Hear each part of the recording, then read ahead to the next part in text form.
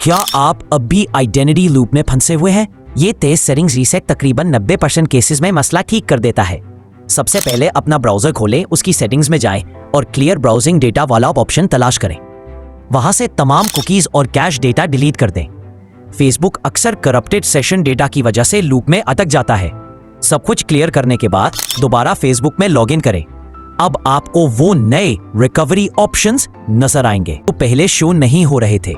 अगर ये पहला फिक्स काम ना करे तो अपना आईपी एड्रेस चेंज करें और कोई दूसरा डिवाइस इस्तेमाल करें, चाहे वो किसी दोस्त का मोबाइल ही क्यों ना हो। आइडेंटिटी वेरिफिकेशन के वक्त अपना आईडी जरूर अपलोड करें, लेकिन इस दफा अपने दोस्त का ईमेल इस्तेमाल करें जो फेसबुक पर कहीं लिंक्ड ना हो।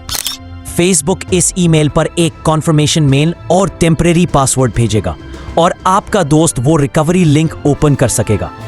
आईपी और डिवाइस की ये तब्दीली अक्सर लूप तोड़ देती है और आपको सिक्योर योर लॉगिन डिटेल्स वाले पेज पर ले जाती है, जहां आप अपना फोन नंबर ऐड करके लॉगिन कर लेते हैं।